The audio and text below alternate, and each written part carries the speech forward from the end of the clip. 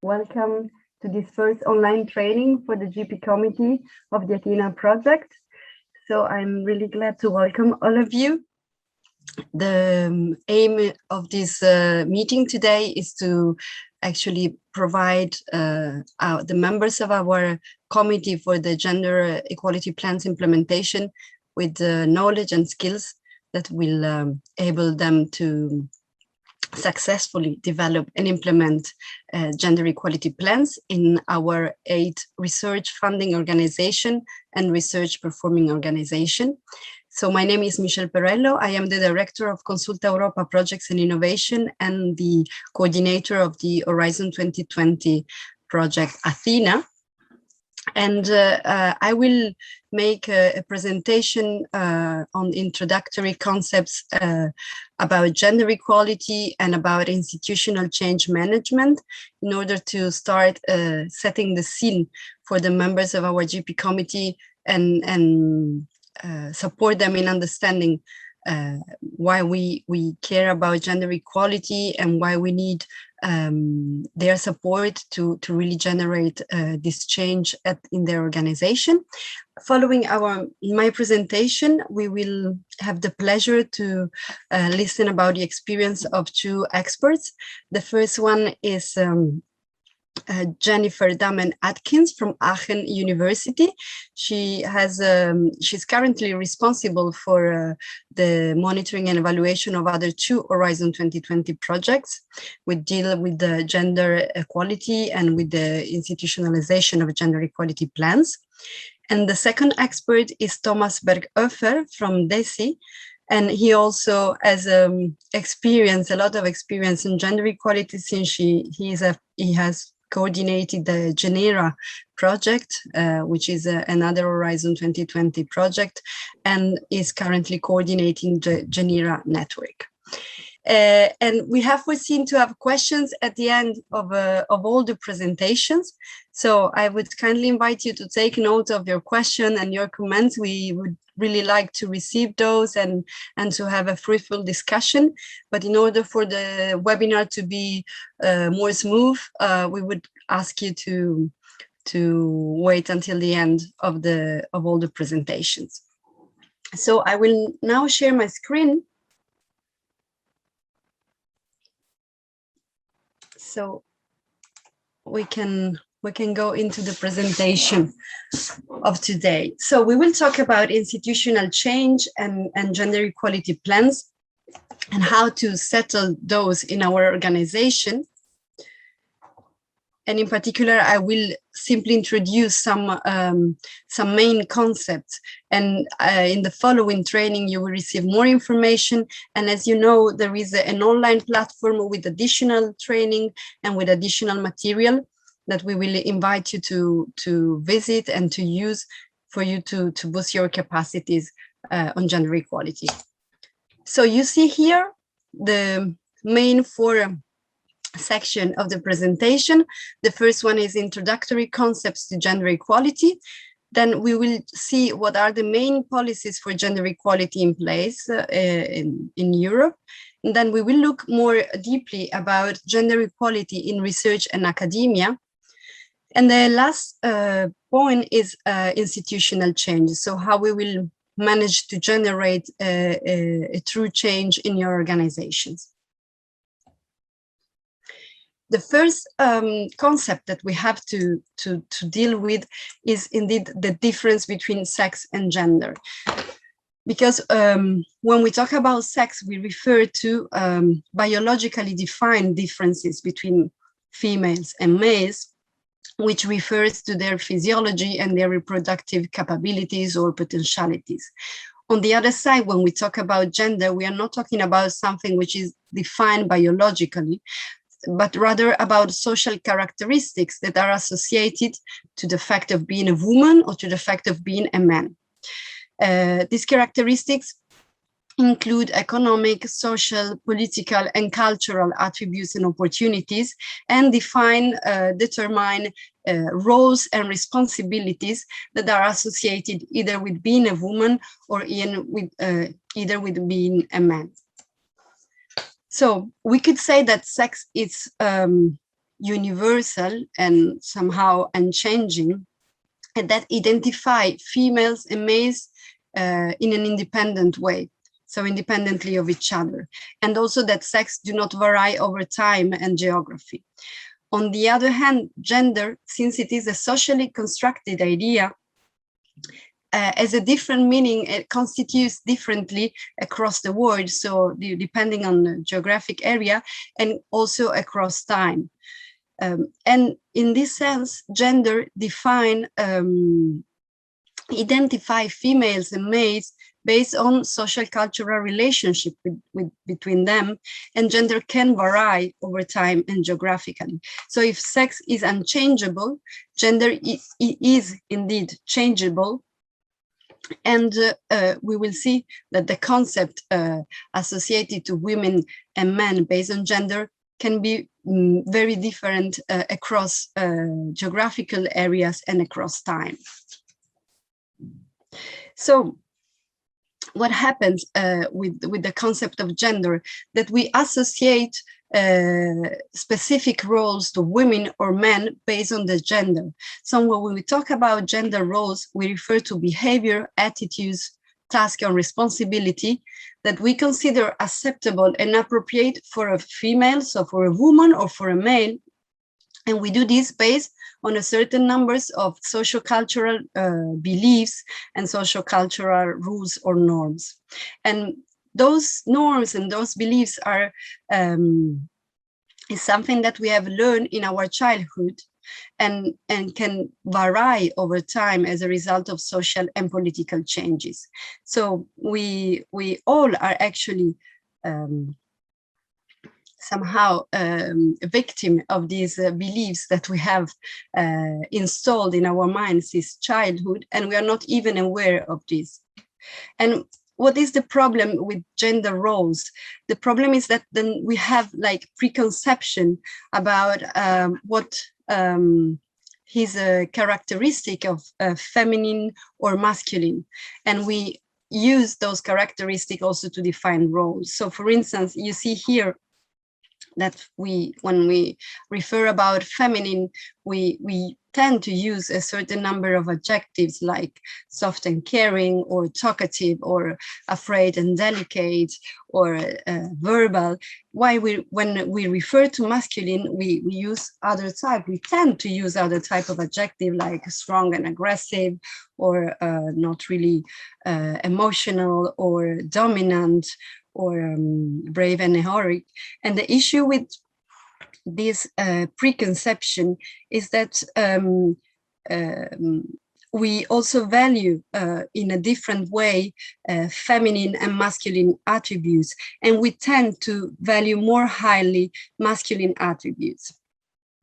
And what happens that by doing this, gender is not only an individual attribute, but it starts structuring patterns of interaction between men and women, and also expectation.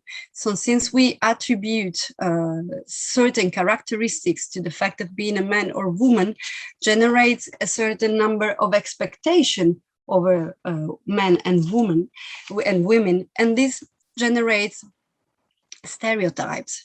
So what is the problem with gender stereotype is that gender stereotyping limits or can limit the development of natural talents and abilities of each girl, each boy, each woman, each man, and can also affect their educational and professional experience, and as a matter of fact, their life opportunities. So stereotypes about women both result from and are the cause of deeply ingrained attitudes, values, norms, and prejudices against women, and can be used to justify and maintain a certain dynamic of relation between men and women, as well as sexist attitude that can hold back the advancement of women.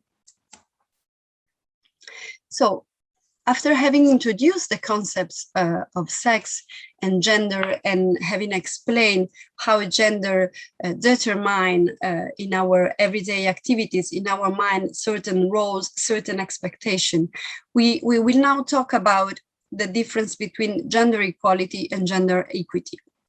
So gender equity has to see with fairness in participation, representation, and benefit. This means that gender equity means that females and males have an impartial and unbiased chance of having their needs met, and that both women and men need to have equal access to opportunities in order to realize their potential. And so gender equality is indeed about having this equal opportunity for females and males to access and use resources and services, either in their personal life, in their social life, and in their professional life. So the point about gender equality is that both men and women are free to develop their personal abilities and make choices that are not limited by the gender roles that we so can generate expectation on what a man or a woman is supposed to do or to choose as a study or to choose as profession. Okay, but in order to achieve gender equality, the first step is to become aware of gender. And so in this sense, we talk about gender awareness as the understanding that there are differences between women and men that are determined socially by certain behaviors that we have learned over the years, and that this determination affect the ability of women and men to access and control resources. So gender awareness is about being able to detect when a certain assumption, a certain prejudice is based on a behavior that we have learned, that we have assumed, but it is not really naturally or determined, but is the result of certain norms and beliefs that we have acquired across our life. So gender awareness raising is a priority of the European Union. We will see later on in the policies, and aims to promote and encourage a general understanding of gender-related challenges. And these gender-related challenges, we will see this afterward, are very varied and include violence against women, but also other type of gender challenges like the gender pay gap, and we will see more other which are even more specific to the domain of research and innovation. Gender awareness raising, so it's not only need to promote and encourage this understanding, but also aims to show how values and norms can influence our reality and can reinforce stereotypes, and so support in this way the structure that produce inequalities. So it is very important as members of the GP committee that you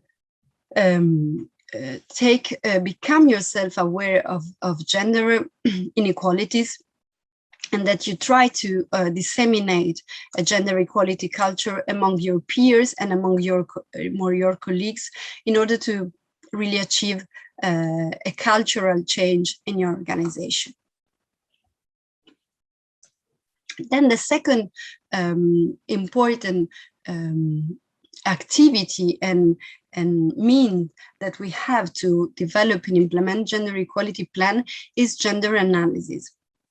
What is gender analysis? The European Commission defined it as the study of differences in the conditions, needs, participation rates, access to resources and development, control of assets, decision-making powers between women and men in their assigned gender roles. So when we talk about gender analysis, we refer to having disaggregated data by sex in order to understand really how the social construction of gender roles have affected, for instance, labor division, and has affected also the way labor is valued, depending on if it is developed by a man or by a woman. So we need gender analysis to really be able to have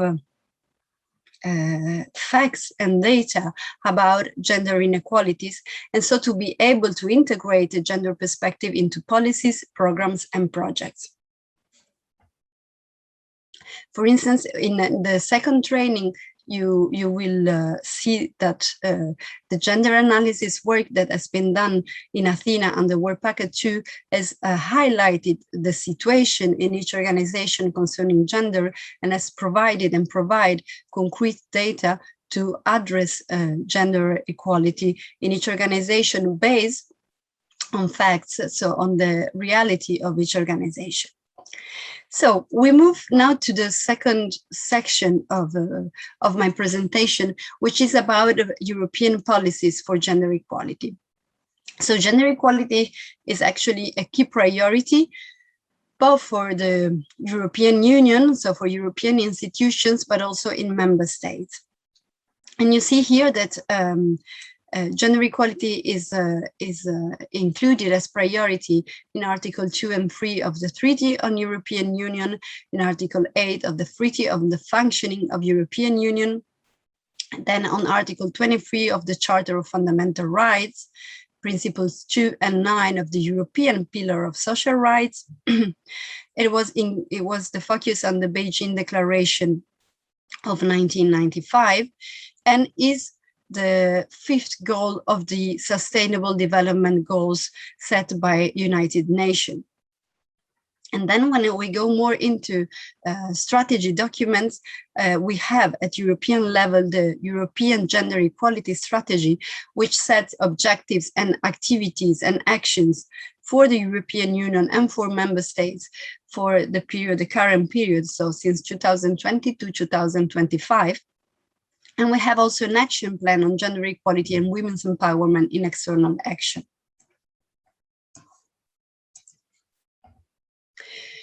You see here a timeline of the European framework and policies.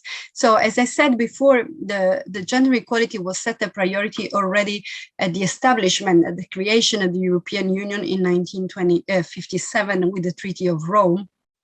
But then the concept of the priority of gender equality started being included also in framework programs for research and innovation, which is the main instrument the European Union has to promote research and innovation. So it was already mentioned in the fourth framework program. And in the fifth framework program, we had a communication in 1999 about women in science. So indeed, in this period, the issue of gender equality was rather addressed as with respect to the presence of women in science. And so this communication indeed aims at highlighting the need to have more female participation in science. But we refer here to the concept of fixing women, in the sense that the measures and the strategy in that period was rather to promote the participation of women, but as not to see yet with the changing of structures and norms in organizations. So this was happening in Framework Program 5. And when it comes to Framework Program 6, there was indeed something that is similar to what we have now. So in order to address gender equality, the European Commission introduced the obligation of developing gender equality plans, gender equality action plan in each project funded with this program. But this experience was not successful. Why? Because it was detected that researchers do not have really skills to develop, were not prepared to develop gender equality plans. And so this initiative was somehow abandoned for Framework Program 7. And in Framework Program 7 and in Horizon, in Framework Program 7, first, we had certain type of initiatives promoting gender equality, under which, for instance, the Gender Equality Academy was established. And what is important is that in Berlin in 2007, with the conference Gender Issue in Research, the approach of fixing women was transformed and replaced by a new approach, which is the concept of fixing organization. So the approach in addressing gender equality switched from focusing on promoting simply participation of women in science to really restructuring and changing the the overall approach, the norms, rules, and procedures in organizations in order to achieve gender equality.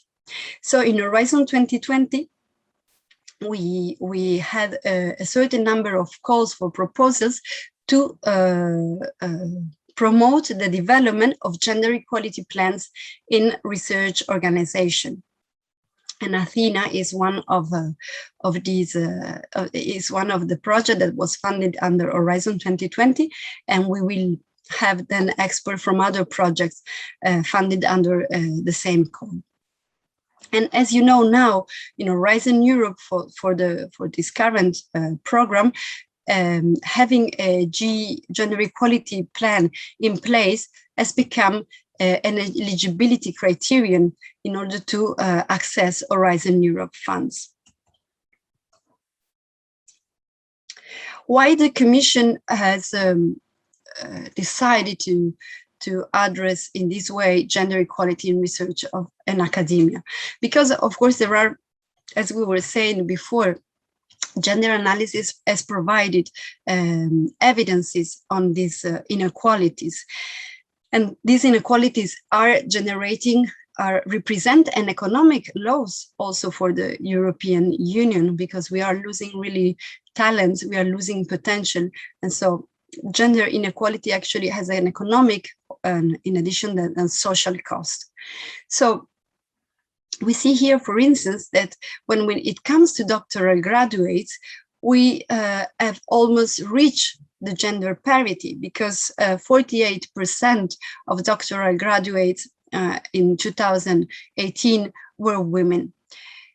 But on the other side, if we look at technical profession, we see that women are in this case underrepresented, because they do not represent even the 25%. There are 24.9% of self-employed employees, professionals in science and engineering and information and communication technology.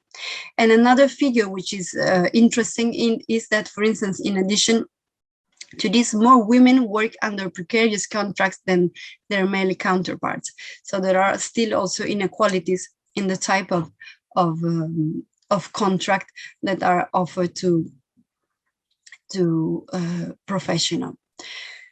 And what is important, and what is highlights one of the social of the gender related challenges we have to face, is the concept of this glass ceiling, meaning that women are underrepresented at the highest level in academia. So for women, it's really difficult to, more difficult to get to top position.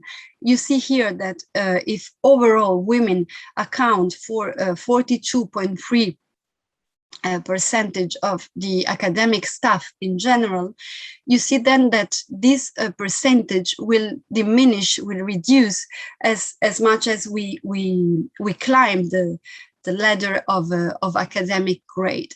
So if the D grade would indicate postgraduate students, and we see here that women represent are 47% of postgraduate students, we see that this percentage slightly reduced in case of postdoctoral students, and still reduce a bit more when it comes to assistant professor.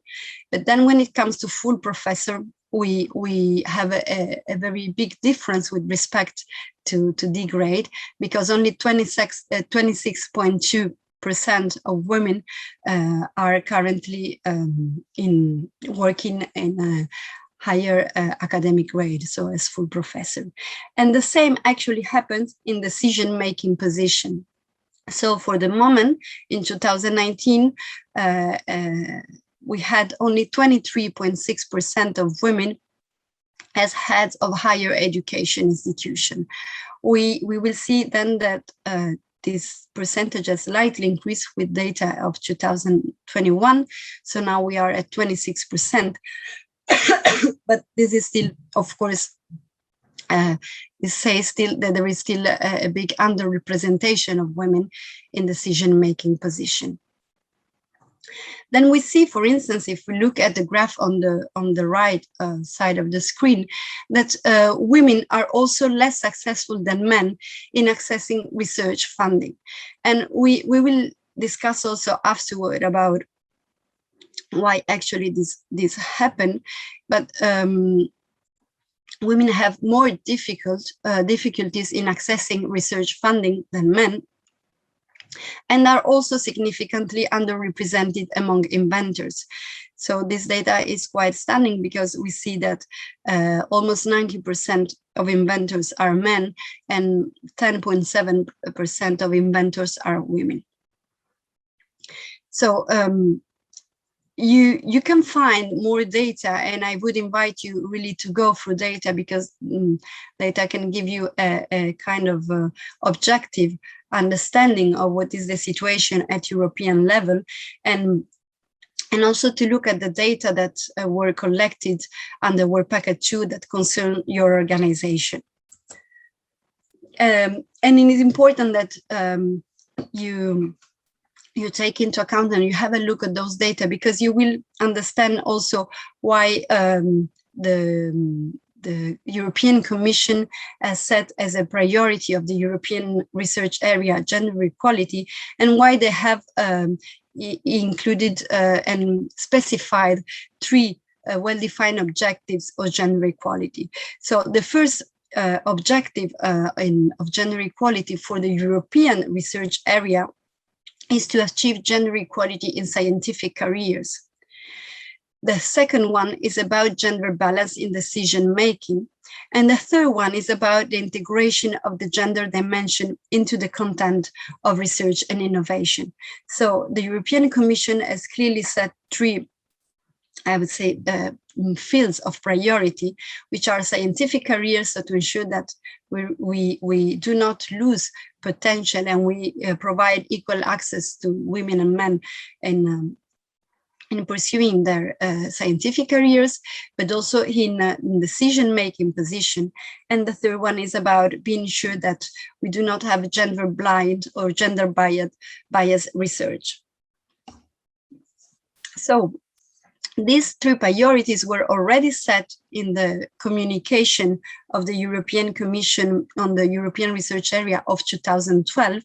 And then with the new communication in 2020, the European Commission calls for a common action between European countries to strengthen gender equality provisions. And in particular, they identified a set of actions, and Action 12 was targeting directly European member states and requesting them to develop concrete plans to promote gender equality. And in conjunction with the skills agenda and the new digital education plan that the European Commission has set for the period 2021-2027, the European research area will put effort and resources also to reinforce the participation of women in science, technology, engineering, and mathematics. So why do the Commission pay so much attention to gender equality in the European research area? Because the data that we have seen before are telling us that there are some mechanisms that keep women away from research and from moving up the career ladder. So, and this mechanism has to see with 2 main issues. The first one is gender, that we have still gender discriminatory practices. And these discriminatory practices can take different form and can be more evident. So we would talk of over gender discrimination in science, or can be more subtle and more hidden. So we can have, for instance, bias recruitment process, bias promotion process or funding process, or bias criteria in the evaluation of the performance of researchers and professors, for instance. But then we have also discriminatory practices that are more subtle and more hidden. And what is the difference between this one? The over discriminatory practices are really evident, and we can say that they have a clear intention behind, and in somehow it's more easy to detect those, and so also more easy to try to counteract those discriminatory practices. But we have then many forms still of subtle and hidden discriminatory practices, which mean that they are not done intentionally, and that maybe sometimes they are not even perceived by the victim of these discriminatory practices, but then exist, and they affect not only the individual, so the woman or the man, but they really affect the overall organization. And so we would say that those discriminatory practices are even more embedded into an organization and need to be addressed with really with a change that really affect the organization. And then the second big mechanism that affects the keep women away from pursuing scientific careers or to moving up in their career ladder are gender stereotypes in science. So what do we have to face when we talk about gender inequality? We can have really different type of challenges. So we made here some example like gender segregation in research and science, gender-related career challenges, gender imbalance in senior position in academia, or gender bias in access to research funding, gender blind and gender bias research, and gender blind and gender bias organizational culture and institutional process. So when we talk about gender segregation in research, we refer to the fact that we might have gender stereotype that affect the choice of study field or the division of labor in a specific scientific field, or in the work as researcher or as professor. So as we were mentioning before, the fact that we attribute or we generate certain expectation with respect to the fact of being a man or woman may affect also the choice of study of a woman or a man based on this expectation.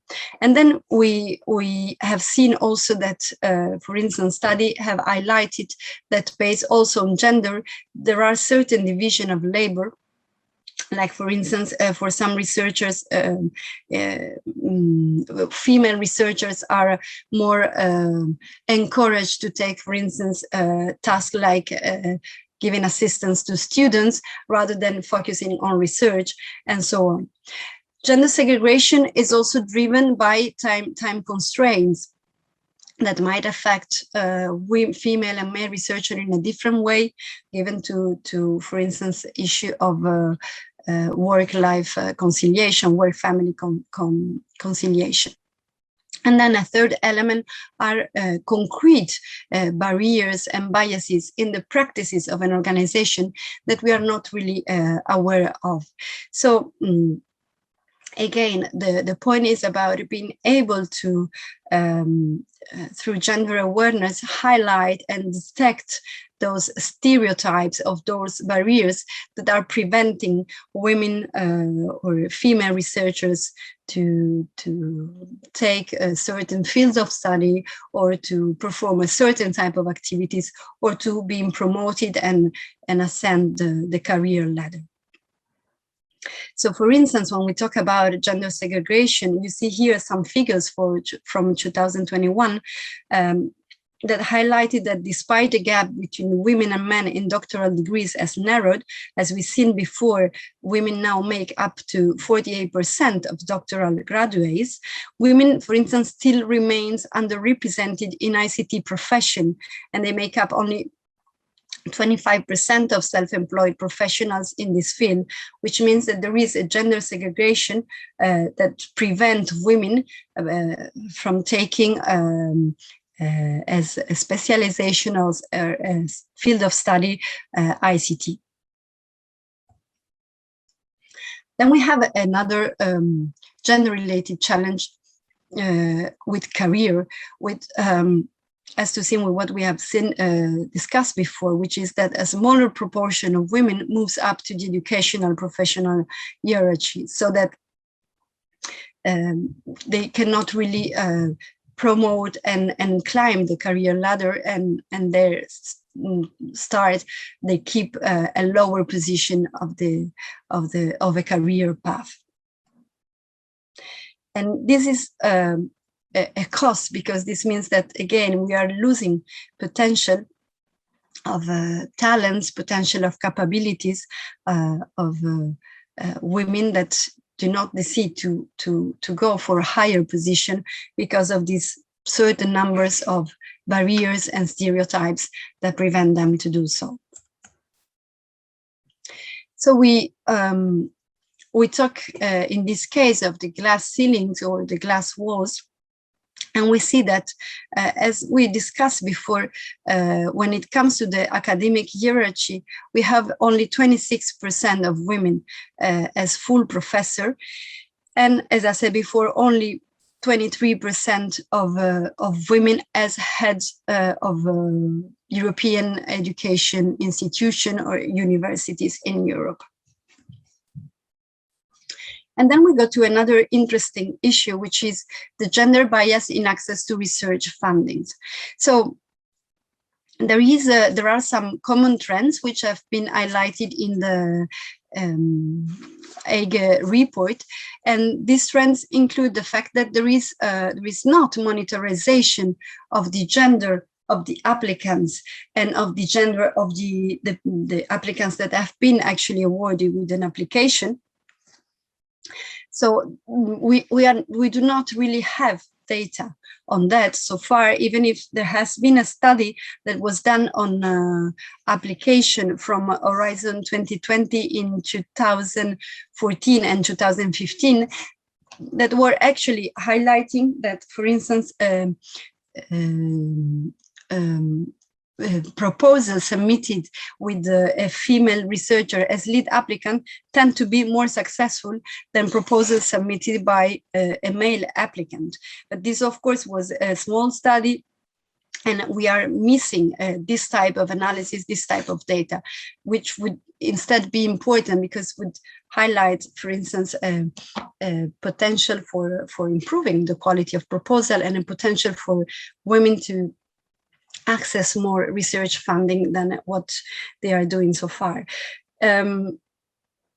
Another issue is that the great majority of members of boards, committees, and evaluation panels in many countries are men. So still women are underrepresented in this evaluation panel or evaluation committee. And this means also that the orientation, priorities, and gender equality policies of the research funding organization may be influenced and may also give to women the perception or the image that the system does not really welcome women because of women underrepresentation in this board. Also, when it comes to the recruitment of peer review, it has been highlighted that it's not always as transparent as it should be, and also the fact that gender is only rarely mentioned among the evaluation criteria. So this has led to the fact that women continues to be less successful than men in securing research funding. And in this case, the percentage is, for instance, 3.9. We have this difference. But this is important and should be studied. We would need to have a gender analysis on that with data in order to promote the participation of women in research funding activities, and also to increase actually the competitiveness of the different organizations through gender equality. Then another gender-related challenge has to see with gender blind and gender bias research. And what does this mean? That we need to recognize and consider the differences between sex and gender while we are creating new scientific knowledge, while we are doing research. And unfortunately, still today, much research is still gender blind or gender biased. So we need to integrate more the gender perspective in all the creation of knowledge in all the research activities. And for instance, in Horizon Europe, the European Commission is requesting this gender perspective in research, and has become an evaluation criteria, a sub criteria of the excellence criterion. Then we have also gender blind and gender biased organizational, cultural, and institutional process. This has to see with the fact that most of the decision-making procedures at European research performing and research funding organizations were established some time ago, and in a period in which the presence of women was even lower than what it is now. So those processes and the organizational culture of those organizations has been shaped in a male dominant context, which does of course make have generated like biases. The inclusion of gender analysis in research is also in research organization is thus needed because it can lead to innovation, but it can lead, as we have seen before, to really exploiting all the potential of an organization, all the potential in terms of talent, of talented researchers, so of talents of women researcher in an organization. And this, of course, would result in an increase in the quality of the scientific research, and also would affect the organization by making it more appealing to talented researchers, and would make overall scientific careers more appealing to all potential researchers, being men and women. So, and this is one of the main objectives that the GP committee will have. So achieving positive changes in your organization is needed to create a gender-friendly environment. And this has to see with different aspects that we will see more in detail in the next training, but we have to see with allocating resources for that, arranging, for instance, working hours and contracts taking into account gender equality, and try also to face interorganizational rivalries that characterize most organizations. So why do we really care about gender equality? To me, this is really important that we all understand that it's not only about an issue of being equal, but it's really also about an issue of improving the potential, the competitiveness of our organization. So for your organization, achieving gender equality will create more development and growth opportunity, because if sex and gender differences are considered, you might generate and realize that you can more growth opportunities, development opportunities in terms of talent, in terms of new research, in terms of attractiveness of your organization. A second type of benefit has to see with the fact that new perspectives, questions, and areas of research are offered if you integrate sex and gender analysis into this research. And then a third aspect has to see with the results of some studies that I highlighted that taking gender analysis into consideration, as well as knowledge on gender issue, requires a research-based approach, which is more effective, which is more based on data, and which can generate a bigger impact. So adopting a gender equality approach will improve the quality of your research. Then when it comes to services provided and the governance of your organization, there are also evidence that gender mainstreaming can improve decision-making processes in your organization. And at a higher level, of course, gender equality will better legitimize policies in your organization or initiatives that you want to adopt, because those initiatives will be supported by the fact that they represent really the needs and interests of both women and men. In ATHENA, we have differentiated, and we give a lot of importance to the fact that we want to address all the categories of staff involved working in your organization.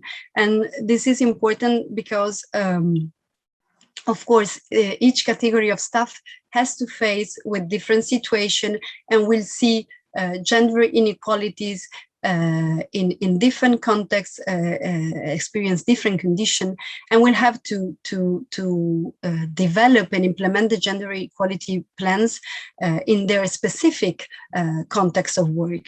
So we have developed then a series of training specific to each category of staff, but we can say that in general, achieving gender equality has benefits for all the staff involved in an organization.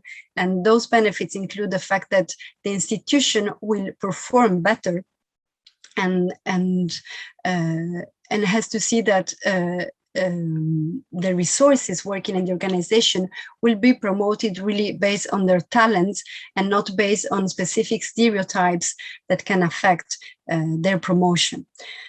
This will lead, of course, to an increased satisfaction of your employees, since those unfair disadvantages will be limited or completely prevented. And also, if you manage to achieve gender equality, you do not only increase the satisfaction of your employee, but as studies have demonstrated, you will decrease your staff expenses because you will improve also the condition of health, for instance, of your staff, which, for instance, means less parental leave, less sick leave, and so on. Also, equal opportunities policies can contribute to higher levels of internal and external credibility, and so give a better public image of your organization, which has an effect for your staff, and as we said before, also for external and potential new resources willing to come and do research or work in your organization. And so overall, make the institution more attractive for potential job applicants. So we move now to the issue of institutional change. I have a few minutes left.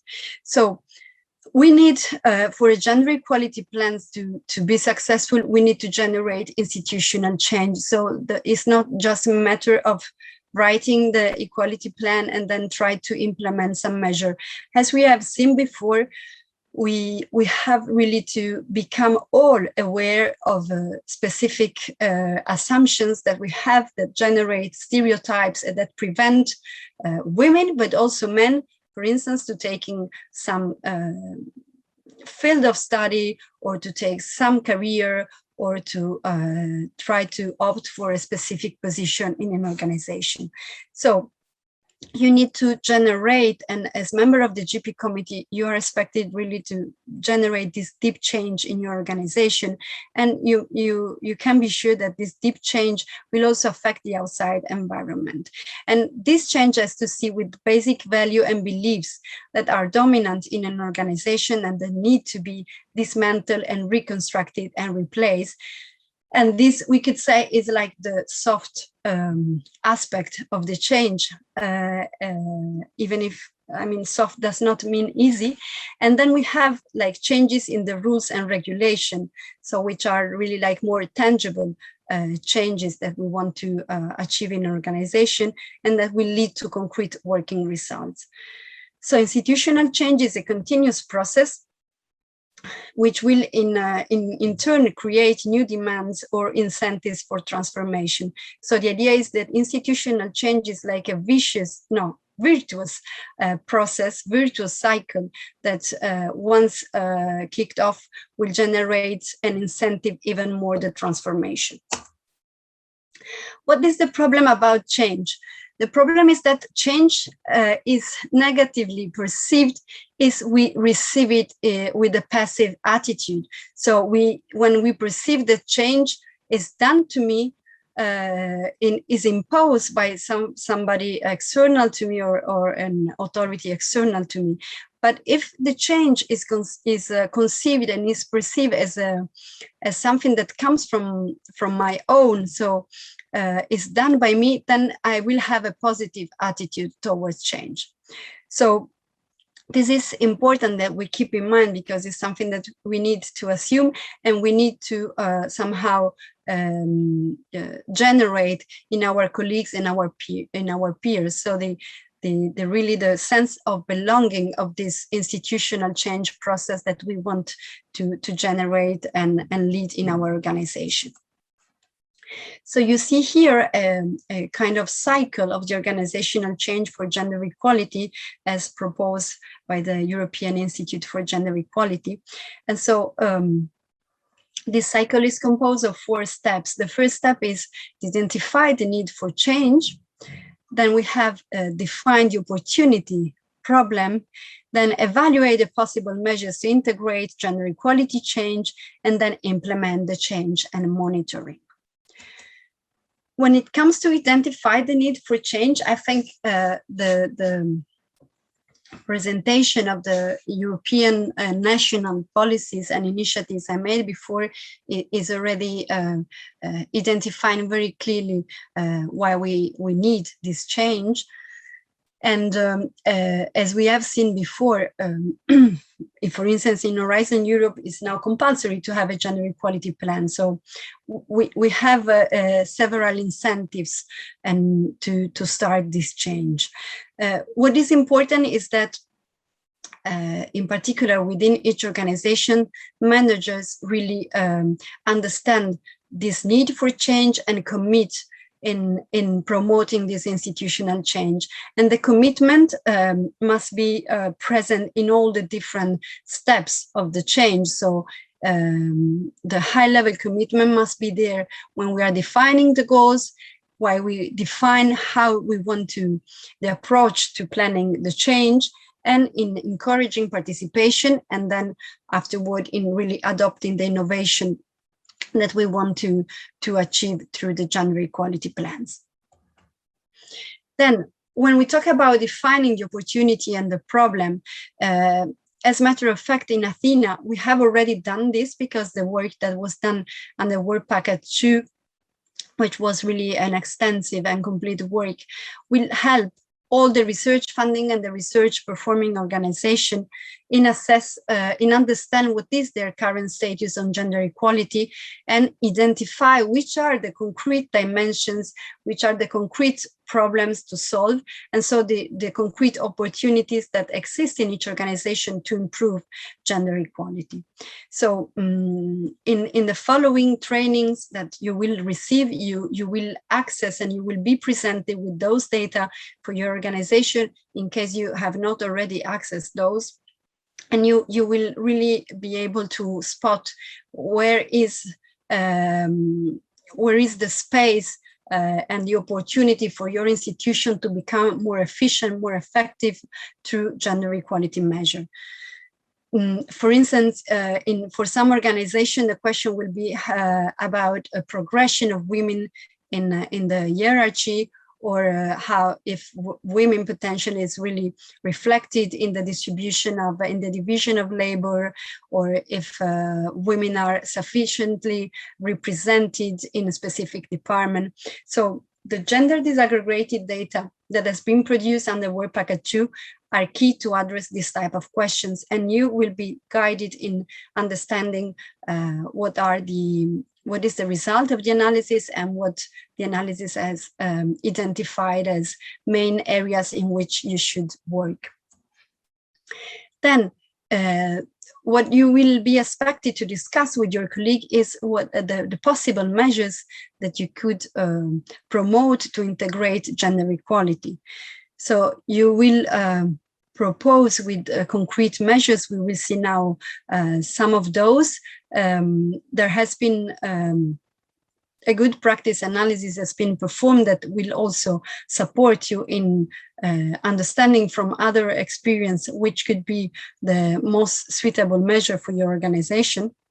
But then it's important that once you have identified the measure, you will monitor the measures so that you really have, as we had data at the beginning, which sets the situation and give us an objective picture of what is the situation, that then we will have also an objective picture of how the situation has changed based on the implementation of the measure that you will have select.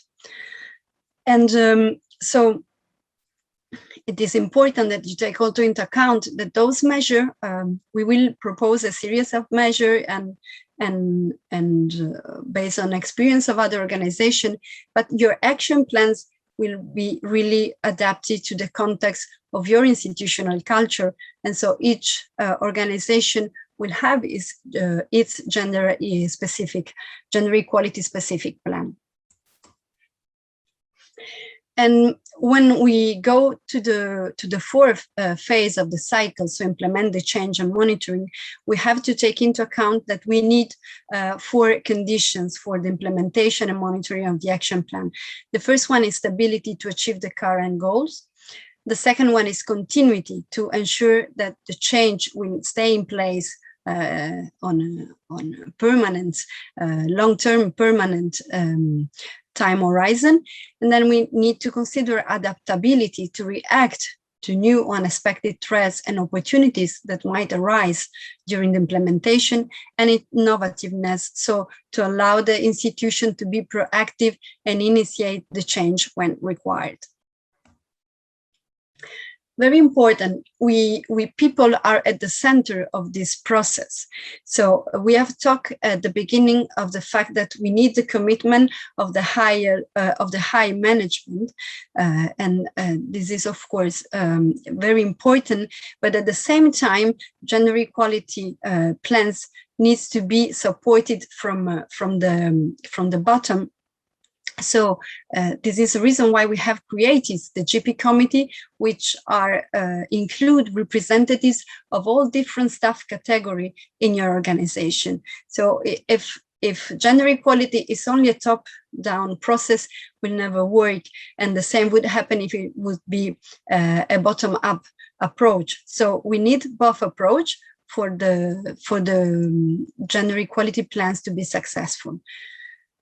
Make use of teams. So in our case, we have created the ATHENA committees, the GP committees, because we want people to work in team so that they, as a team, share a common vision of how to achieve gender equality in your organization. Those committee needs to be diverse, so ensure that they reflect different perspectives, as most as diverse as possible, so different perspective in your organization. And in this way, we will also ensure that we have a broader engagement.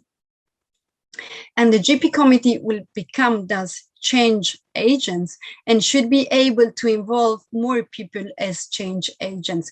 So since I said before at the beginning of the part on institutional change, as long as we perceive change as victim, so with a passive attitude, we will not really welcome change and we will not really support institutional change. But as long as we feel that we are agent of this change and we feel empowered in promoting, conducting and implementing the change, then the possibility that the chance of success of the change will be higher. So also as members of the GP committee, I really invite you to feel yourself as agent of this change, but also to try to involve your colleagues and make them feel empowered, like as agent of change. Then all theories of change mention the fact that communication is fundamental. So it's very important that we communicate, and in this case, in particular, it's very important that the institutional culture, so the culture of your organization, align with the vision of gender equality. So there will be, of course, a process of alignment in this sense, because we want to change somehow the institutional culture of your organization. In that sense, we events to make visible all these aspects of the gender and to draw attention to gender-related issue. So to start communicating and generate a gender awareness among the staff and the people at your organization is fundamental. You should also, of course, take care of making a use of a gender-sensitized language.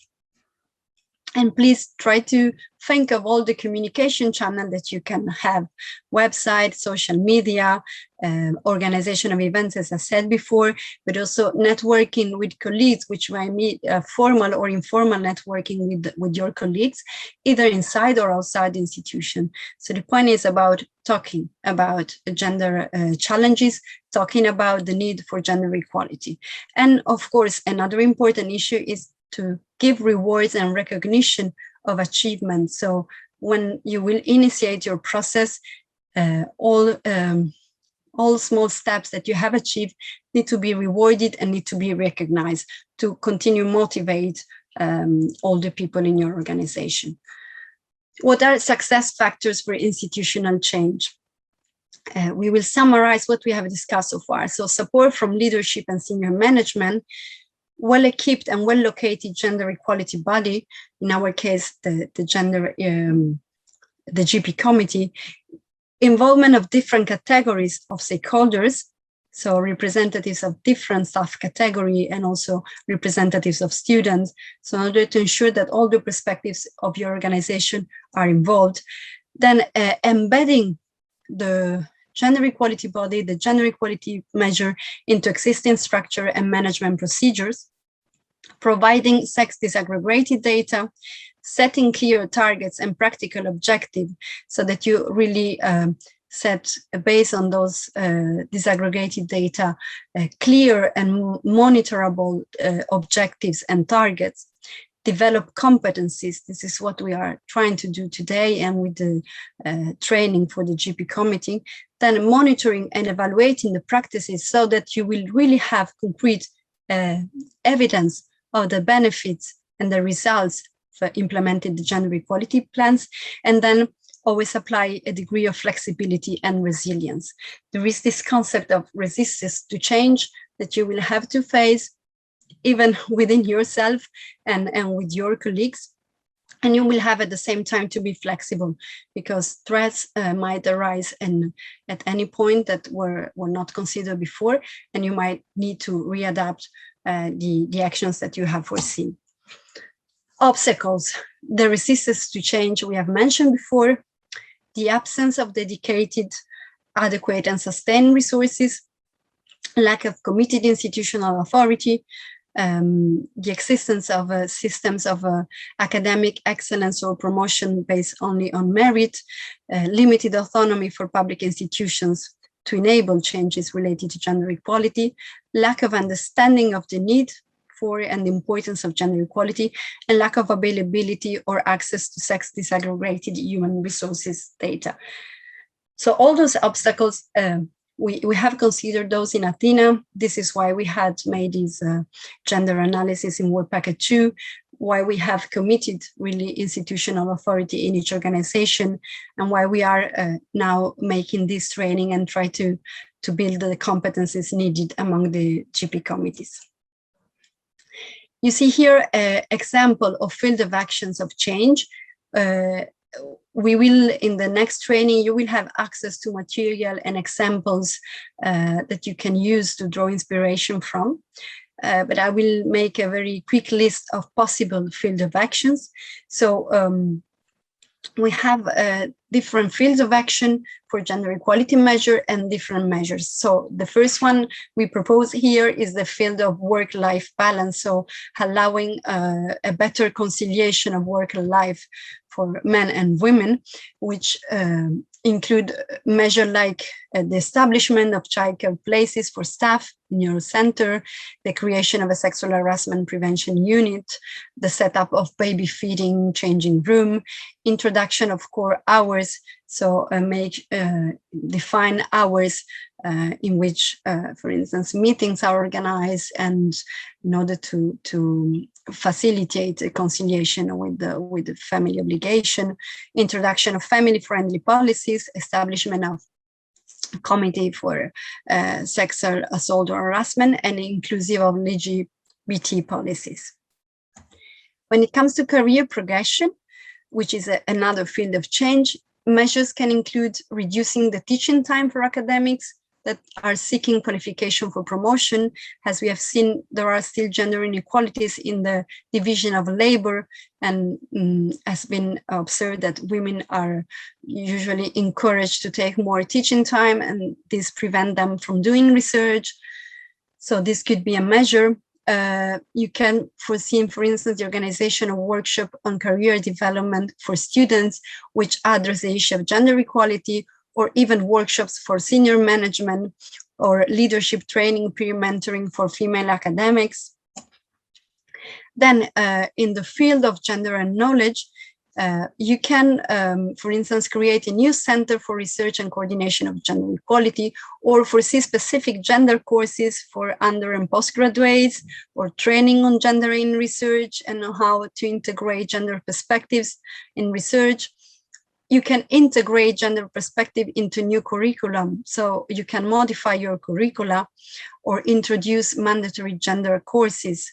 So you have really a lot of measures that you can introduce. And also it is important to consider research proposal writing workshops also for female academics, in order to encourage female academics to access research funding through competitive research funding opportunities. Then we have the fields of institutional governance, in which we can have as measure the monitoring of gender percentage in selection committees, appointment of women on boards and committees, upgrading of job titles held by women, training for senior management and administrative staff, training on human resources professional on data collection of gender, including gender data in your annual reports, the annual reports of your organization, and including gender sensitized data in job advertisement. So the recruitment process and how the recruitment process is managed is also a very important aspect of your institutional governance.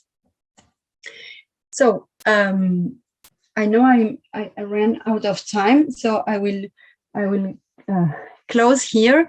As I said before, you have more training material in the ATHENA platform. We really invite you to access the training and to access your lecture. You will see that there are specific tailored worksheets depending on your category of staff. So if you're a middle, a senior manager, a human resource professional, a scientist, or administrative staff. So you have a dedicated training with a clear real case example, which are more related to the working context you are familiar with and you have to deal with, so that we hope with this training to really help you understanding better the gender equality, become more gender aware, and feel more capable to promote the institutional change in your organization. Thank you very much. I would now like to, I will stop sharing my screen.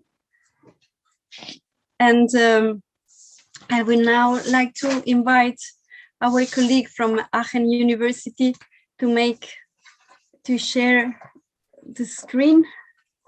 Yes, Jennifer. Just a second. Yeah, I will try. Okay, thank you. I don't know if I have to do something, but I don't think so. No, it seems to work. Yeah. Wonderful.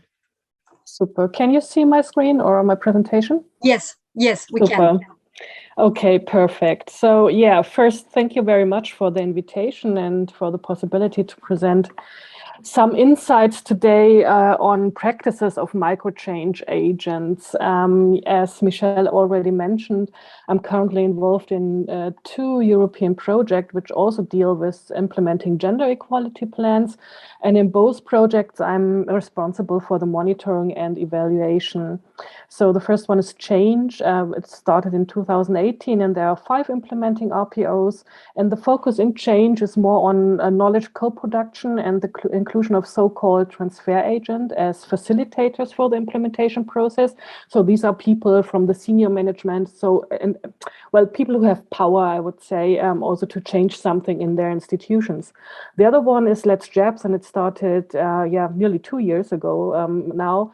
There are also 6 implementing RPOs, and the focus in this project is more on using gender budgeting as a lever for structural change, plus also the development of a special training program. So this just as a quick background where my experience comes from. I was also previously involved in already a FP7 funded structural change project, and the data I present here today and the interview results is resulted in these tasks I performed there, where I also was responsible for the monitoring. So, but first, who is a change agent? So in EU-funded projects like ATHENA, for example, the persons involved more or less suddenly become change agents. Of course, some of you might have been involved in gender equality work or change agency work before, but individuals involved in these projects have very different backgrounds in terms of their institutional position, their hierarchy. For example, researchers from different status group or administrative staff, as I just saw, that you also have mixed teams, and also related to their organizational gender equality knowledge, of course. There might be skilled people with previous practical experience in gender change interventions, or persons who are committed to the topic because maybe from a social perspective, a social justice perspective. And this leads, of course, to a great diversity when it comes to who these change agents are, always related to their organizational context. But they all become agents of change within their gendered institutional context through their project involvement. And maybe it's also the first time that they visibly become change agents. So to frame it also a bit theoretically, change agents are persons that play an important role when it comes to changing organizations towards increased gender equality. And 3 factors are essential for that. So, of course, they need to be willing to take up the role as a change agent. Nobody should be forced to be a change agent for gender equality or even other change topics. Then the second one is they need awareness of gendering processes in their organizations and a sensitivity to gender inequalities. And this is, as I just mentioned, sometimes it happens that change agents already pursue this kind of knowledge, or in maybe also some of your cases, you will gain it through the processes you're just undergoing, like these I don't know the real name now, how you use that, context analysis or institutional analysis, benchmarking, whatever it is called. So learning more about your organization is extremely important for change agency, because you need to have the data available. You need it for pursuing people, to convince people. And therefore, it's from utmost importance that you have awareness of the gendering processes always related to your organization.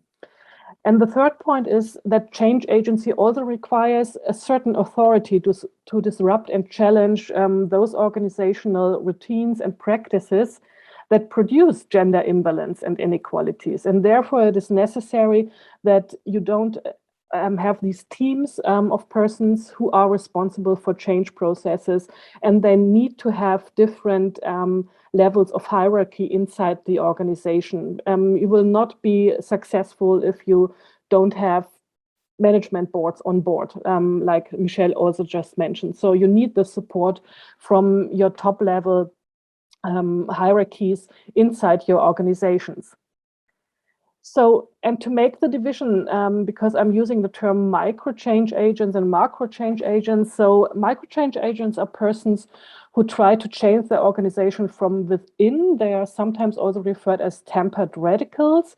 And macro change agents are organizational leaders, managers with formal positional power who promote, for instance, gender equality. But of course, these two groups have very different starting points and very different possibilities, what they can do inside their organizations. I will focus my talk now on the micro change agents. So people like you, I would say, and a large group of inside in your consortium who are in the position of these micro change agents who don't have the formal power to change something. Of course, I don't know all of you, so I don't know how the group right now is structured. So there might be all that here are currently some macro change agents as part of the group and listening, but I will focus now my talk on the micro change agents. And yeah, I will give you some reflection on the micro change agents practices. And I said, as I said before, it's built up on monitoring work we did in a structural change project. I say we because I did it together with a colleague of mine, Helen Peterson. And we identified 6 key change practices for successful change agency. It's communication, community building, building trust and legitimacy, accumulating and using resources, using and transferring knowledge, and drawing on personal motivation. And you already can see that there are some overlappings to what Michelle just presented also. So for the first one, I will go through this now by one practice by another. So the first one, communication. It is very important to communicate with inside your institution. It's an implementing job implementing process. It's a constant communication process. Sorry. So it's really important what you communicate, with whom you communicate, and how you communicate. So there are different target groups, and different target groups need different communication channels, ways, etc.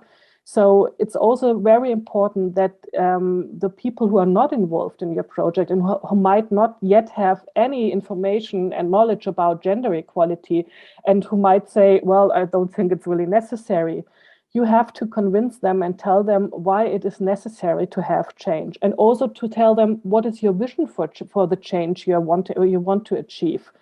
Because if you don't really communicate that, you will not convince people to be your allies, to be on your side and to support you, or at the minimum level, not to work against you. So, I mean, there are different strategies, of course, you have to fulfill.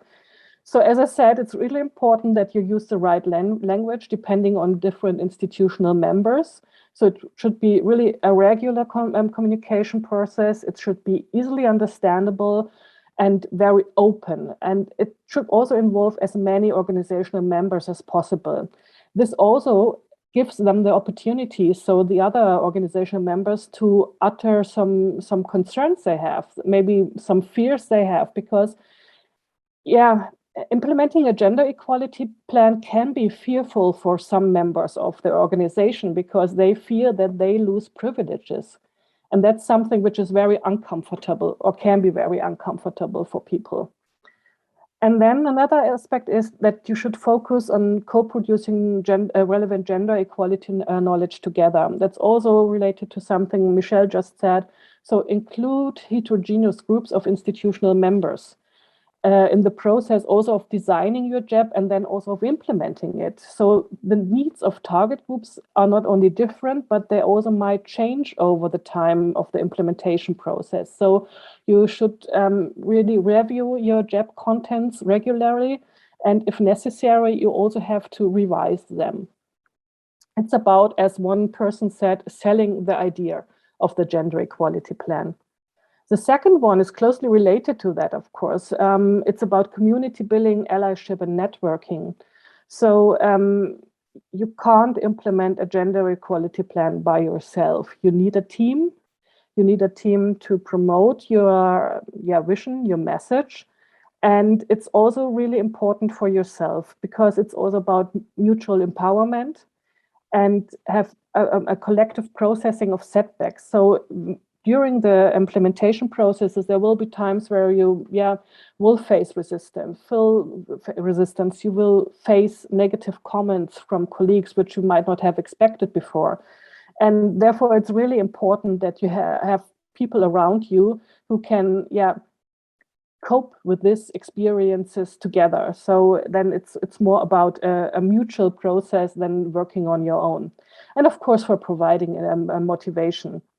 But it's also important to engage people to take ownership of change activities. And therefore, you also need these allies and people you're networking with. So the community is also necessary for coping with the change efforts. It's a huge effort. It's a long winding effort. It's nothing which you just snip and then the next day things have changed. So you really need a very engaged community also. And again, here also, which I mentioned before, also pursuing an interdisciplinary approach benefits in taking into account the needs of the different people with different backgrounds. And in the same time, as I said, implementing a JEP is a constant communication process. It's also a constant process of establishing relationships. So that's really something what you all will experience is you have to talk a lot. You have to talk a lot to different people. You have to convince them. Maybe they are easy to convince, but sometimes it's not the case. So really, and it's the easier it will be it will be easier if you get many people on your side, of course, and if you have good relationships with them, and focus on the people who support you. Don't focus too much on the people who try to hinder you in some ways. And what's also important with these relationships, also look outside your organization. So in your country especially, there might be some people who were previously involved in structural change projects who have made similar experiences with this very specific kind of also scientific work. I mean, that's also something, it's maybe a new role for you. You're researchers or administrative staff, and now you have this kind of official function through this European project. So it's also helpful to talk to others in your country, maybe who were involved, or also outside your country. But since there's always these national specifics also you have to be aware of, it's sometimes a very good thing to talk also to those people who already implemented gender equality plans in your country or your region. For instance, Thomas, who's talking after me, and we are both members of a community of practice of structural change projects in Germany. So this is also one possibility, of course. Then the next key practice I would like to mention is about building trust and legitimacy. And of course, again, you can see that it's also connected to the previous ones. And what we experienced here, that it was especially helpful for the change agents that by receiving this public funding to implement a JEP really helped to legitimize the commitment of the work of the change agents inside the organization. It was a huge facilitator because it was a signal for the other colleagues and the change targets, how it called it here, to be more open for the public, because it was, okay, well, you received funding, so maybe it's really an important thing to talk about gender equality and to think about institutional change and how we can achieve it if there is the possibility to get public funding from it. So, of course, you can also here again receive defensive reactions, like people questioning why such topics as gender equality are funded publicly at all. Policies are also an important argumentation aid, and that's something also Michelle just mentioned. So I think our presentations are very going good together here.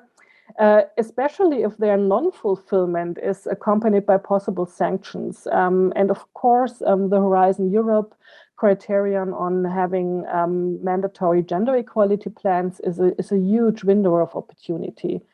not only for you now as newcomers, also in our 2 projects which are running a bit longer in terms of sustainability. It was for us now a huge push towards the end of the 1 project that we now can say, okay, we really have to have these gender equality plans now be signed at the end of the project and to be published. And that simply, it makes it easier. And why policies are especially relevant for micro-change agents is simply because of the lacking authority they sometimes have, and also because of precarious working positions. Often in this structural change projects or institutional change projects, it's the case that team members are involved who are in the junior researchers or who don't have permanent contracts in their institutions, or they are going to be employed just because the project funding is now here. So they're totally newcomers in their institutions. And then it's a double precarious situation because the topic is not very, not a very fun topic for many people in the institution, and then they have a new person there whom they don't know, and why is she now talking or he now talking about gender equality? So you have to be careful there. And therefore the solution is to form alliances also with senior managers, if possible, of course, who could support the change process and who could also act as sponsors of the change project. Then accumulating and using resources. I mean, I think that's especially something those people here can relate to who have been involved in change agency before, but without having project funded money available. So it's always about having enough time and money and access to information also. Especially for those who don't have a micro-change agent, who don't have a formal position dedicated in their organization, it can be very hard to get access also to information.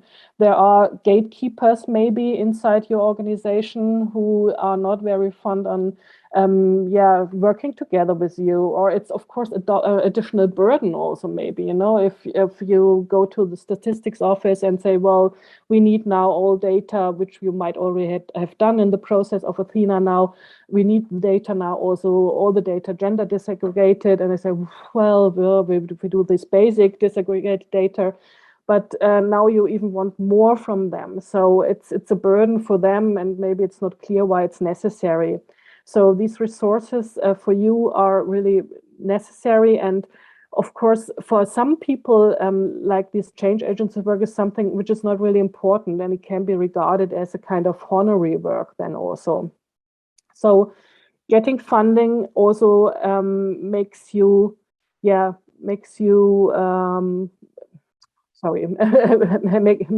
possible for you to have more time for change processes. You can allocate your working hours to the change agency work without neglecting your other work.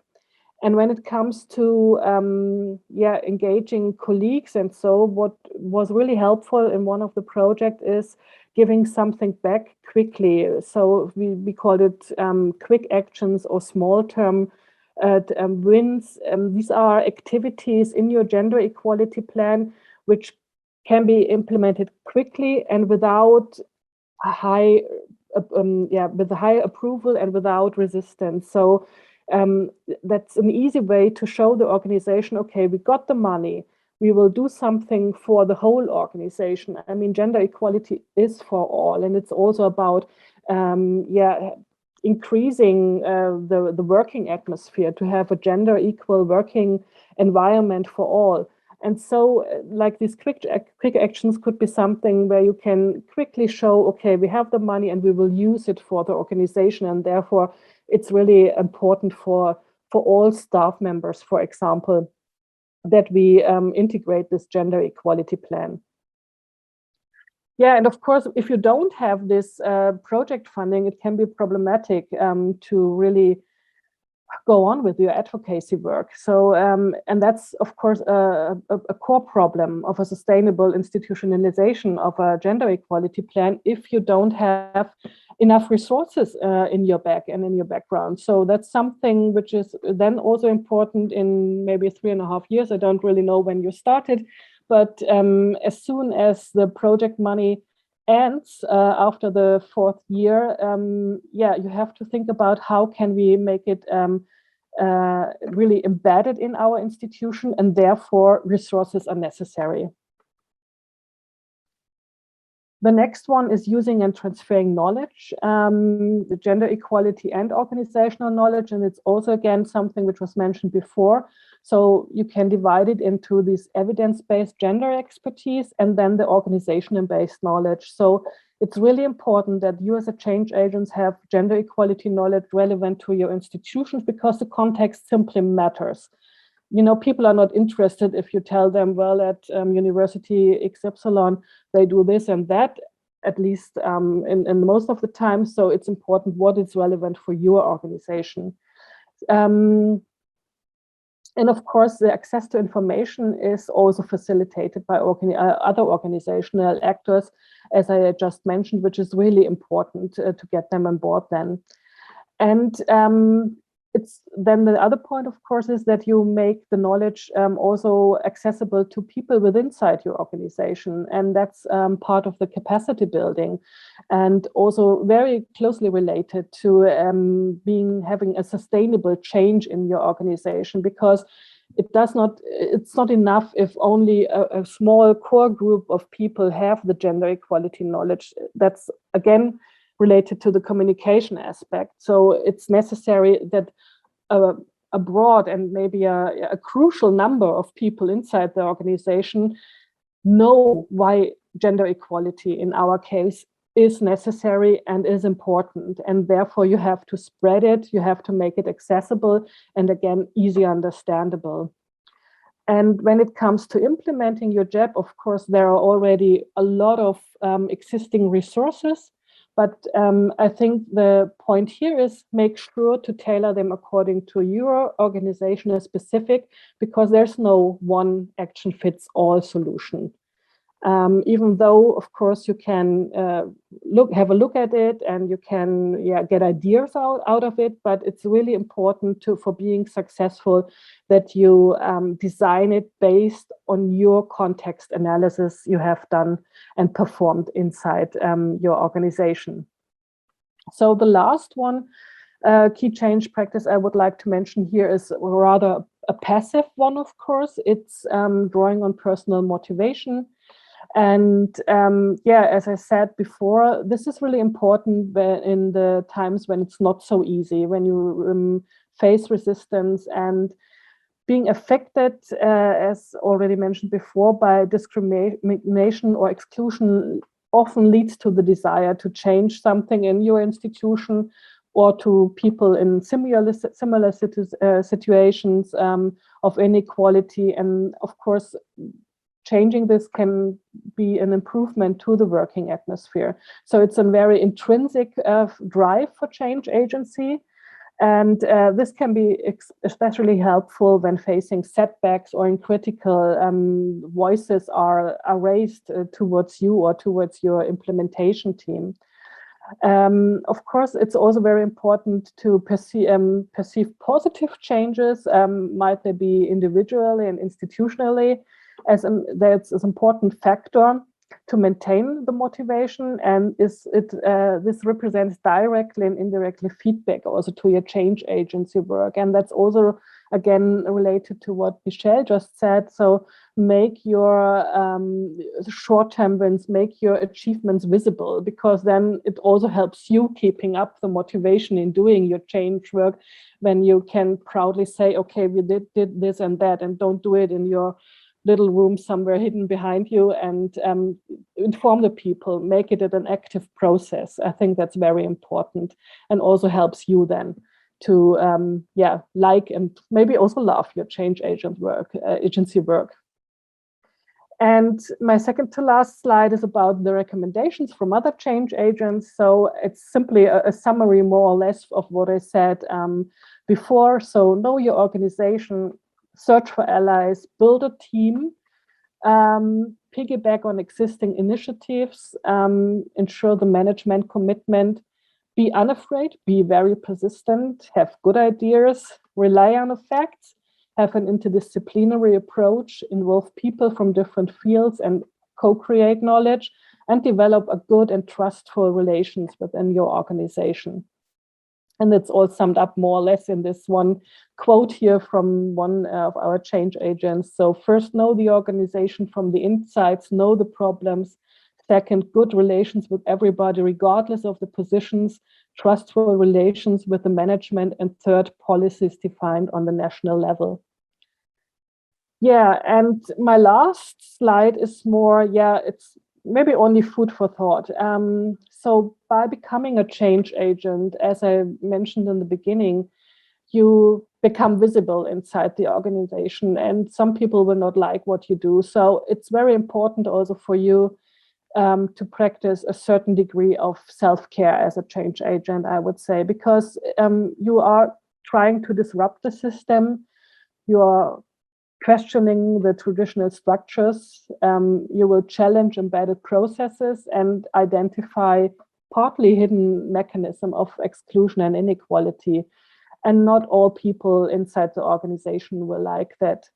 And as a consequence, managing these negative experiences, it's really important that you have a high degree of flexibility also and resilience to be, also to maintain the personal motivation you have. And I would not underestimate this aspect. Yeah, and then there's just a quick promotion slide on upcoming events from our projects. So we have a conference next week, so it's still possible to register.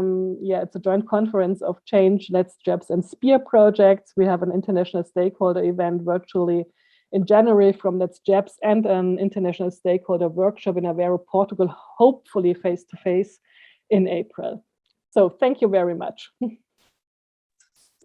Thank you, Jennifer. It's really been inspiring.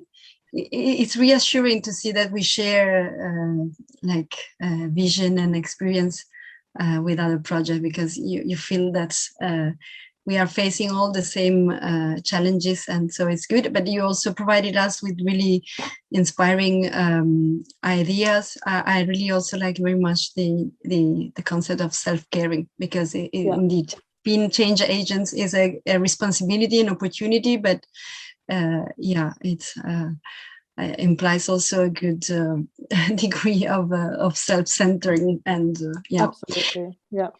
Thank you very much, Jennifer. We will come to the event on 25th and 26th for sure. We will attend it, and I invite also the other representatives of the GP committee to attend. Yeah, super. That's nice. Thanks. Thanks to you. And Thomas, I saw you already with your video on. So yeah, hi. We are really eager to listen to your presentation. You can share your screen, right? Yes, okay.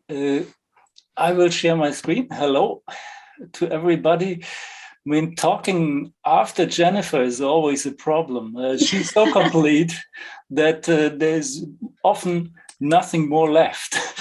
And wait a second. Don't worry. I think that repeating certain concepts are always really good to be listened from different perspectives. So we are really looking forward to listen to your experience. Yeah, thanks a lot. So this time I will try with a very provocative title to see if I can contribute something that Jennifer has not touched. So institutional change towards gender equality. It sometimes looks that it's mission impossible that you shall try to accomplish. There's something I would like to mention before we start. So you, as a change agent, or in our project, it was called implementation manager, you sometimes run into difficulties, resistances, or situation where you think, oh my goodness, this is became now very personal. And then it's rather important that you try to not take anything personal. You are operating in a position and should make things work, but don't, but keep the right sense of humor. This is rather important, right? Okay, then step by step. So we had the Genera project, which we were coordinating in Hamburg at DESY. It's some time ago that we were active. Here are some numbers and facts. You see 3 years lifetime from September 2015, 3 years on. We had about 3 point something million euros funding, and yeah, our selling point was that we are trying to implement gender equality plans with a field-specific approach, focusing on physics. So the hope was that we can get the physicists by defining a GEP as a problem, and physicists like to solve problems. So when they have accepted something is a problem, then they think, oh, we have to solve something. And it worked more or less, so to speak. So this was a quite large network. We started with 13 beneficiaries, 11 implementing partners, all physics-related institutes, and we had 2 professional support organizations for evaluation outreach. I will come back to this later. And over the while of functioning together, we collected many interested organizations who wanted to see what we are doing, so-called observers. And yeah, they all liked what we did. And so I will give you a short overview what and how we work together. So here's an important thing. It plays into your direction. At that time, when we tried to develop gender equality plans, it was not mandatory to apply for EU funding to have a gender equality plan. So now you are in a position that in your institutes, you find new friends, those who want to apply for EU funding, and they will like what you are doing. So this is terrific. So make use of this. It's fantastic news. Right. We had a group of implementation managers. So each organization got funded for a person. And so our change agents were sitting around the table or put around the table to link the project into the organization. So they were the ambassadors at home, and they had to report the progress of the implementation process back to this table where they were sitting together. So, of course, the idea was that when they commonly address problems coming up during the implementation or customization of GEPs, then they may come to common solutions when they discuss, and also to overcome resistances in the implementation process. So, and they have the task to keep the management informed. Management is rather important that you have them on board. So this was the machinery working in the organizations, and then on top of this, we had a project internal evaluation. So our partner Joanneum from Austria, they acted like as a critical friend, and lots of valuable hints came from this critical friend who first got to get acquainted to the way of working with this implementation manager group, because many of the people in this group were very young and had the first time a job in their life after finishing studies.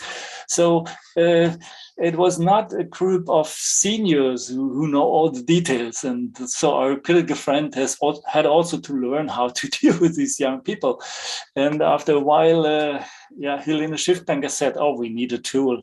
I will develop something. So the stuff you find linked behind Genera PAM tool, it is really what became a workhorse in this project. And it's really important to understand the planning, the actions, and the monitoring of this GEP implementation stuff. So I will not click on here because then we will spend the next hour with this PAM tool. anyway, you'll get the presentation and then you can see whether it's useful for you or not. So here's some other hint we got, some experience or some learning that we got during the midterm review after half of the project was already done. So we had an interesting external reviewer. It was Anton Barisic from Croatia, and he's an expert in change management. And he was really amazed to see what we are doing. And he said, "Oh, this will never work."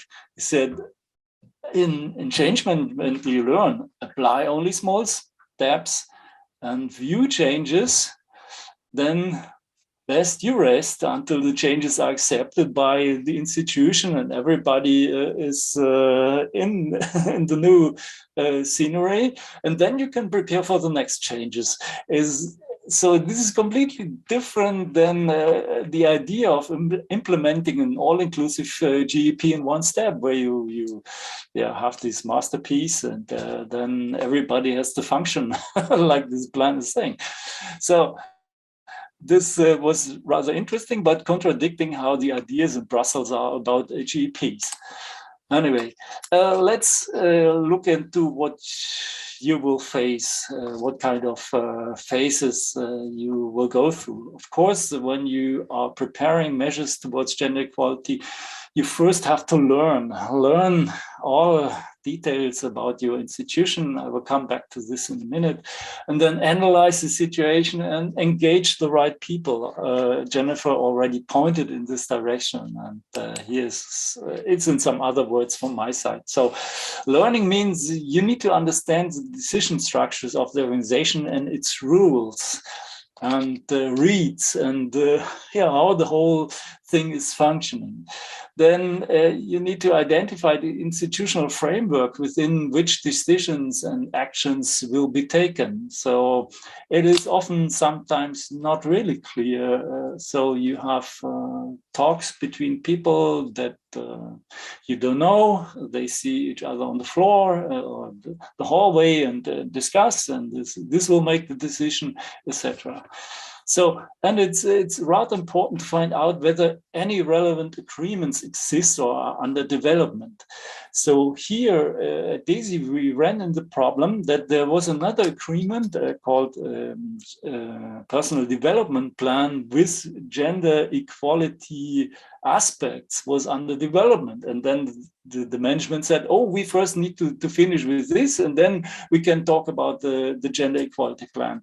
So this delayed our action by half a year at least. So, and understand that agreements are made by people, and people like what they have written, and they will try to not give up on these agreements and stick to it. Yeah, right. And so the analysis is the next important thing. So you need to know what are the current state of affairs by using a variety of gender indicators. You need to collect sex disaggregated quantitative data and qualitative data in your institutions to understand where you stand. So you have to find out, are there any data that have been taken so far? Yes, of course, sometimes or often this is the case.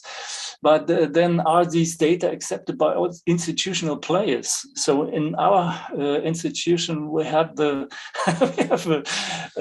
interesting interplay. So our administration provides numbers of sex disaggregated data in several directions, towards the gender equality officer and towards the management, but the data sets are different. And then whenever they come together, they are discussing which data are correct and which are not.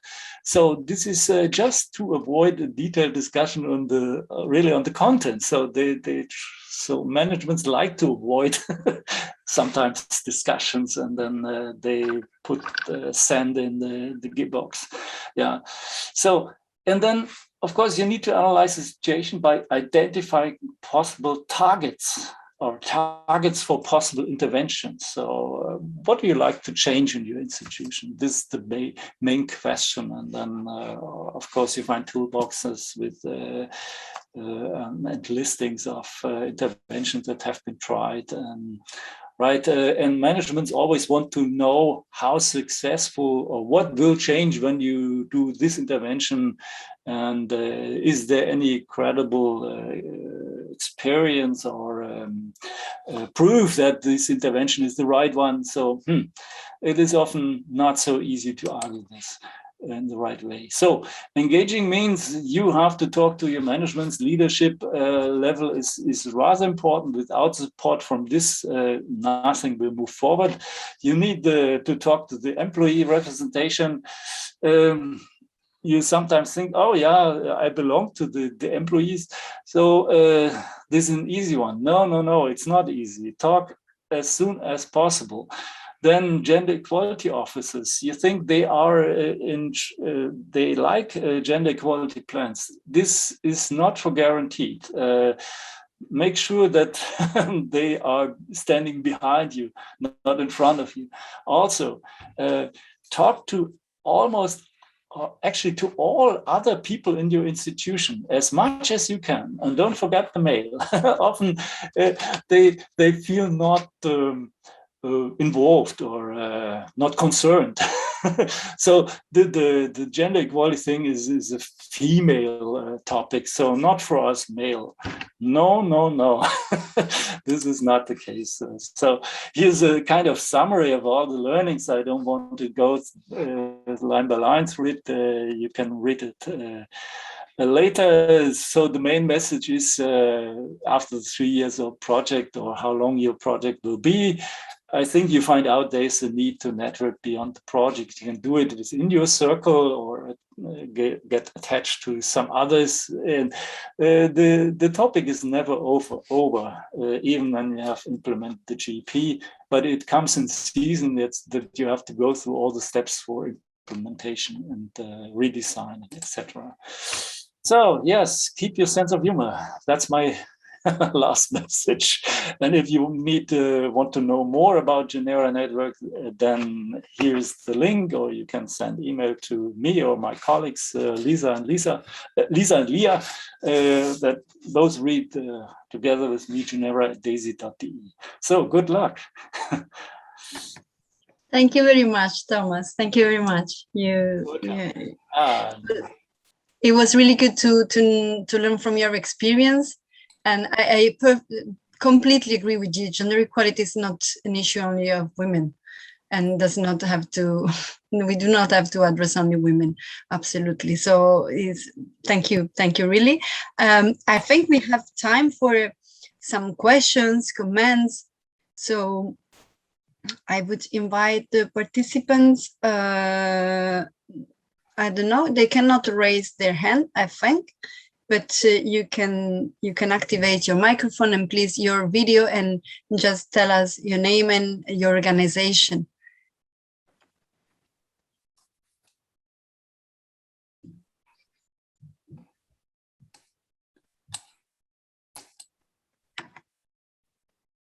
I saw a comment in the chat from Joanna that's like the concept of change agent disrupting the system.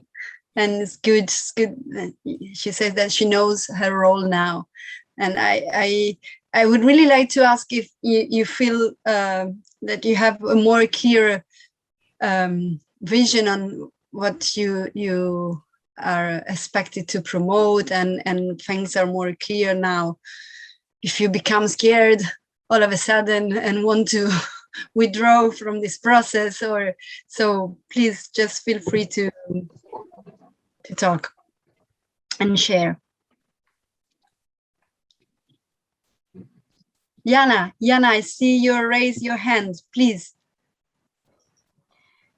Yeah. Okay, hello, everybody. Please excuse my really bad English. I will try to say what I want. So first, thank you very much for your contributions. I especially like idea of the little changes, because I am in the issue of gender reflection of society and gender equality since 30 years. So it is really important not to make it formal now, but really in these little steps, little changes, concrete changes in a framework of bigger ideas, I would say. So thank you very much. I have maybe 3 remarks or questions. It is understandable what I say. I'm sorry. Absolutely, yes, I am Jana. translating from German. So I would like to say to your presentation, I would now speak about unchangeability of sex. Yeah, I know you said something like you said it not exactly in this way, but I would not say about this because this is also an issue of inclusion. And I would also avoid, I am especially interested in gender sensitive language in Slovak and the German. And I would also not say that we are in some way victims of gender stereotypes. I would not say in so I would not use in this context of our institutions the word victim. So it is only a remark. So as I hear it, okay. And I would appreciate it to have maybe for another public not so involved in the issue, maybe more explanation about sexism. What is sexism? Maybe more explanation, because there are many concepts. Maybe it would be interesting.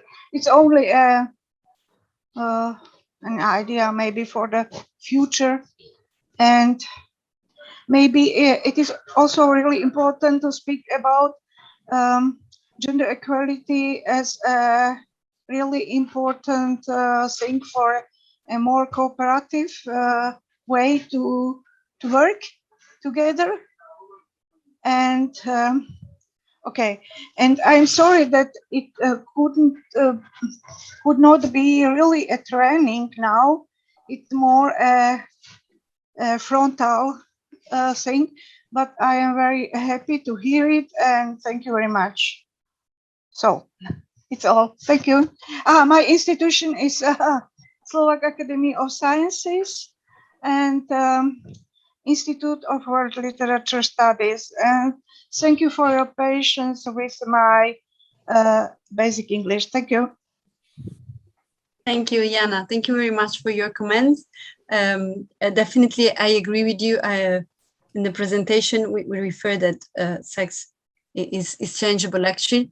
And also, I didn't maybe put it in the presentation, but as a matter of fact, we do not consider that sex is encapsulated in a binary separation. So I absolutely agree with you.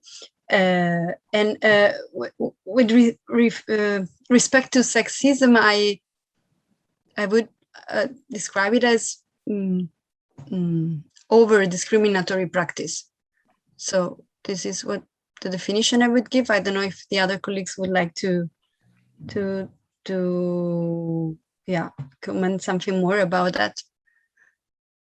And yeah, and for the rest, indeed, I mean, the idea of pursuing gender equality is that it will generate more collaborative approach and environment and way of working. I absolutely agree. I don't know if Jennifer or Thomas would like to comment.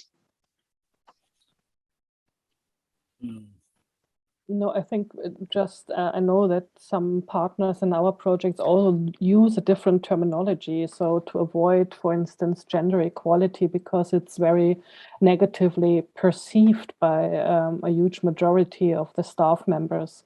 So they find other ways to, yeah, to frame the topic without using these words. I mean, of course, it's a pity that it has to be like this, but although this has something to do with the self-care, so I mean, if it and your self-care and also your approach and your you know, you want to succeed and you want to have progress, so make use of ever what is necessary and what is, of course, yeah, legal. So, and therefore, I think it's totally fine to do it like this. I mean, you have to engage the people, and if they are already deterred, if you come up and want to talk with them about a gender equality plan, it does not make sense. So you have to find other ways and be creative. But it's a challenge, of course. Yeah, I totally see that. Yeah, but this is not a problem, but no, it is a problem to speak about gender equality, but I mean that we have more discuss about sexism and the conceptualization of sexism, maybe more narrows on discrimination as really a legal problem. But maybe this is not so important now. So thank you very much for your reaction. Thank you. I see some other question in the chat. One in particular, I think, from Susanna, that asked, what way is the GP members' role different from those individuals directly involved in the project?